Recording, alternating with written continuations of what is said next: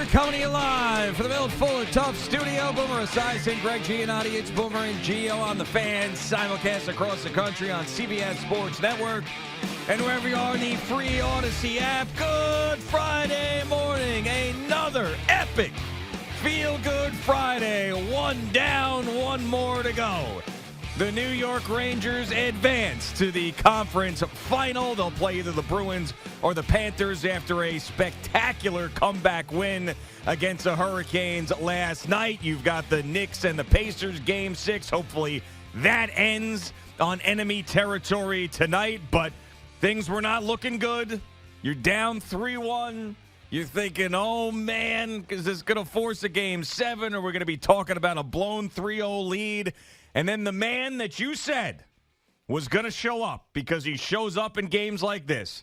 And then a caller called up and said, you know what, Boomer, you're right. This man shows up in games like this. And he absolutely did, as Chris Kryder puts the New York Rangers on his back and carries them into the conference final in spectacular fashion. I got to admit, even though I'm an Islander fan, I'm a Long Island guy. I grew up on Long Island because of this radio program and sitting next to you. I actually high-fived a Ranger fan last night watching this game. He turned to me with his hand up in the air, and I said, I can't do it. I can't leave him hanging. I high-fived a Ranger fan. I'm going to be high-fiving you this morning, I feel, at some point. Good morning, Boomer. How are you? Awesome. Absolutely awesome. Very fulfilled, very happy.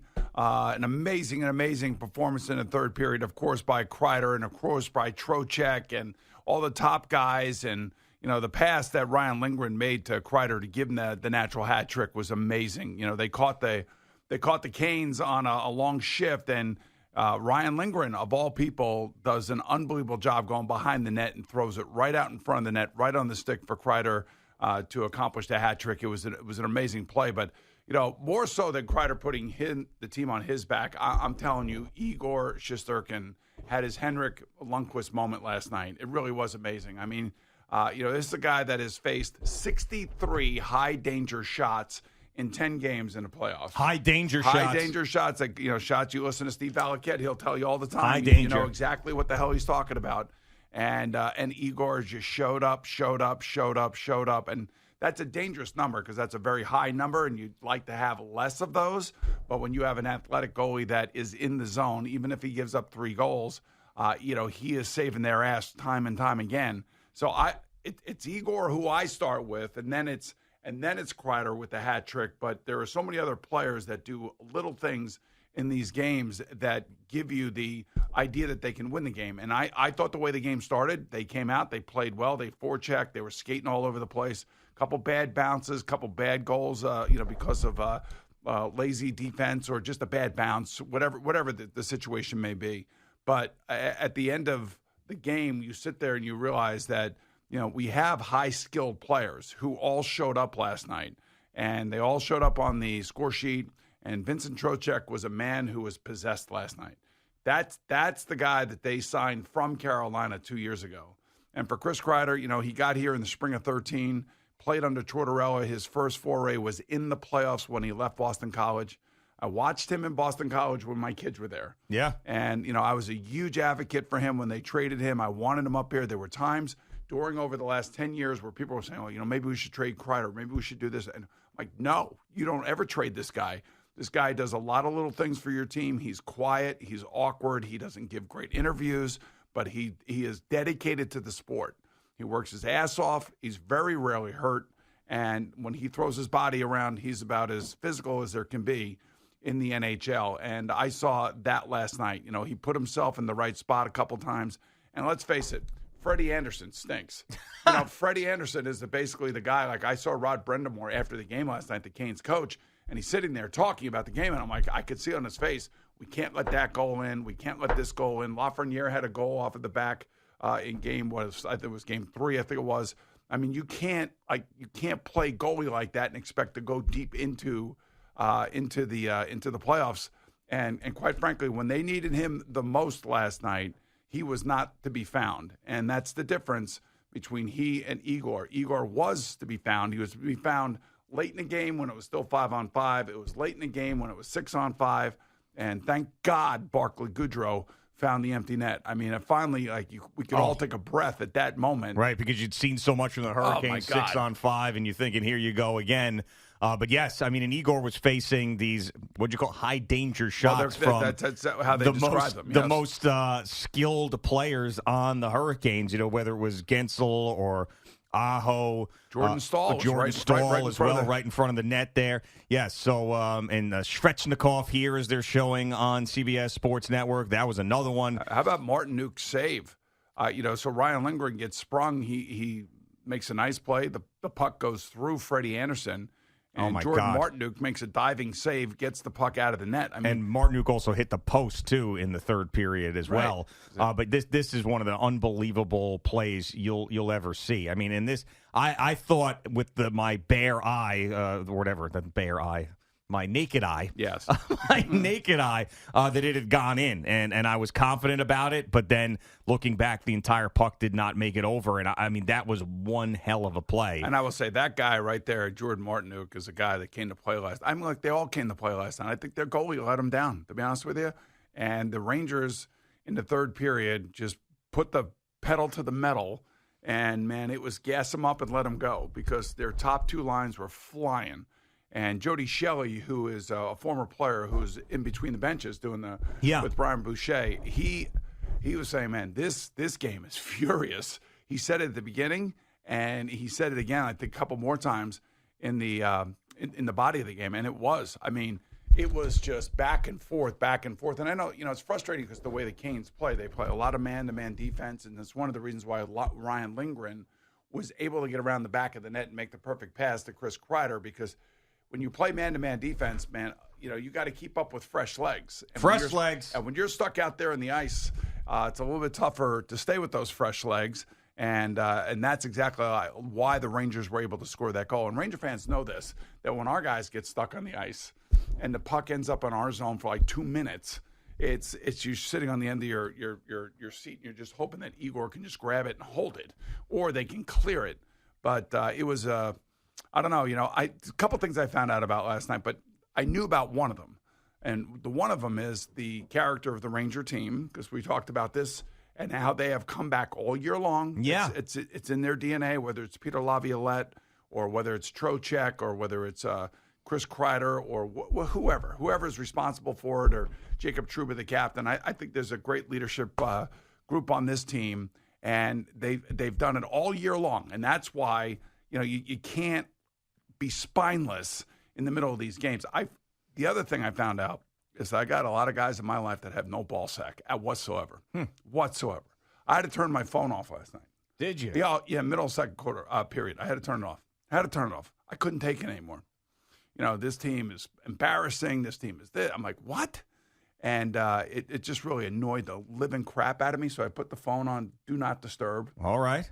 Locked in. Right. And then when I put the phone back on after the Rangers had scored the empty net goal, I had 57 messages. Sure. Because I'm through all these different text threads, right? And, this is not for the faint of heart. The playoffs, whether it be in the NBA or the NHL, is you have to be balls to the wall. You got to be all in. You can't be second-guessing things. And watching this team play all year long, it's no surprise that they are where they are. Now, how they got here, and with that amazing third period last night by Chris Kryder, that doesn't usually happen the way it happened last night. And it just goes to show you how quickly a hockey game can turn in an instant. Yeah, I mean, I think that the way they got there is even more impressive than if they had swept this series, honestly, because this is what a champion has to deal with eventually in the postseason. And it happened to happen here in the second round where things got a little tight after being up 3-0. They got punched in the face in Game 5. They got punched in the face in the middle of this game, and they kept coming back. And the longest tenured Ranger said, I'm not letting this happen. We are not going back for this Game 7 with the Hurricanes having the momentum, and you get your goalie, who is someone that's going to have to be spectacular for you to win the cup, being spectacular in the biggest moment. I mean, this was, when you talk about what a championship team is how they're built and how they win, and this is example A. This is what you want to see from your team. If you saw like a terrible Carolina Hurricanes team last night that came out slow and disinterested like the Rangers did in Game 5, then I'm not as impressed with that victory. Last night, with that place going crazy and thinking that they're going to come back from a 3-0 deficit and force a Game 7 and on the road for the Rangers to come back and win that hockey game was amazing. And you saw that poor kid that was crying in the stands. And I said, man, just stop now with the sports, man. I'm telling you, it's just going to continue to break your heart year in and year out. There's a lot of Ranger fans that saw that last night and said, listen, kid, I wasn't young enough or old enough in '94 to remember it. I've been there crying, and I finally got here in my 30s and 40s. Yes. So just that my recommendation to that child would be just drop it. Get another hobby. You don't want to be us. You just don't. That kid, I think, reflects all of us as fans. Yeah. I mean, I don't care. He's rooting for the Canes. His Canes end up collapsing at the end here, and Freddie Anderson gives up that first goal to Kryder, which was the puck is sitting right there, man. I mean, and Kryder's there, and sometimes you'll see him because that's where he hangs around. And, he'll always take a whack at a puck down there. And lo and behold, this time Freddie Anderson doesn't put his glove on it, and Chris is able to get his stick on it, and it goes in. And, at that moment, I was like, okay, here we go. You could just feel it. You could feel the tension building for Carolina. Although I have to say, we all got on the Rangers in Game 5. They were leading 1-0 going into the third period. And we didn't like the way the beginning of the third period started, and then Jordan Staal scores that goal to tie the game. And there were a lot of miscues that were made, and they weren't sharp, as Peter Laviolette said after that game. But they still were winning 1-0 going into the third period, and they weren't playing their best game. So now, all of a sudden, you could see the forecheck, you could see the effort, you could see that they all realized that it wasn't good enough, and they would have loved to have done it on home ice. But there's something to be said about a team on the road in a tough situation like Carolina was previously, and how they can just focus in on being together themselves without all the outside distractions. And there are a lot of teams that win in this round on the road. They do. I mean, it's just like Boston did it on the road. Colorado did it on the road. The Rangers did it on the road. Carolina did it on the road. So this home ice advantage thing, I don't know if there really is one. Yeah, I mean, and that's been something we've talked about for years and years. It's not so much in the NHL. You definitely have seen it more in the NBA. Certainly you have in this Knicks-Pacers series, and this is another one of those instances I'd love to see the Knicks take care of business on the road in an environment where there's all the pressure is going to be on the road team. And but this was great last night. It was funny because when they did show that kid, because I was out watching the game with some friends, they show that kid, and all the Ranger fans just started yelling at the TV, go, "Oh, boo-hoo, kid!" Whatever. Yeah, well, and then, it could have been us, right? I know, and it has been us. And then a couple Islander fans were in there like, "Oh, you guys are the worst. The kid's crying, and you're yelling at him." I was like, "This is just awesome. This is why you want these teams, regardless of." I mean, I know that there's Islander fans out there that are pissed off this happened. They want to see them lose, but I would think the Islander fan would hate Carolina. Yeah, I would agree too. But still, I mean, there's just it's been so long. As I ran into Andrew Perloff this morning. He was swinging his arm around and being very awkward. Okay. And he goes, man, these New York teams winning is tough for me, being a Philadelphia guy. And I said, well, it must have been a good 15 years for you because we don't do a lot of winning around here. We haven't done a lot of winning around here. So just to have this juice locally wherever you go in multiple sports, and we might have 2 conference finals. Hopefully on Monday morning when we come in, we're talking about 2 conference finals with the Knicks and Rangers in. It would be just amazing. And by the way, another 94 comparison happens, with a all third period hat trick in a elimination game. Yeah. A little bit different, but it still happened. Messier 94, obviously after the guarantee in the Devil series, and then Chris Kryder last night. Well, just remember, Messier had an empty net goal. He did. I understand. And I love Mark, believe me. And he had the balls to say we're going to win that game, and he guaranteed it. Right. In the same city in which the and team it was he a game 7, play. So there's each one is impressive in its own way. Yeah. Right. But I mean, the actual feat of what Kryder did from a hockey standpoint, just on the ice, because it was a natural hat trick and there wasn't an empty net goal. It'd be really, really impressive. But what Messier was facing, putting his nuts on the line, Game 7 against the Devils, right. So I mean, it was so both, but very, very incredible. And the fact that it happened again now, 30 years later, is like, what the hell? All right, so think about this for a second. So they sweep the first round with the Capitals.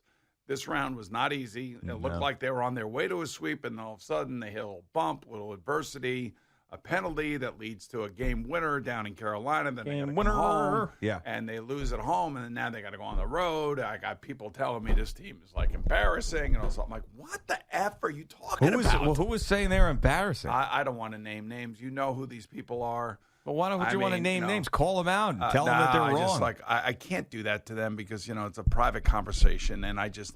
So these are people that everybody knows. I finally had to turn my phone off. I'm like, you call yourself a Ranger fan, a season ticket holder. This is how you're acting in the middle of a game that's got a long way to go. It wasn't Dimitri, was it? No. Well, he's always Mr. Negative. Page 6.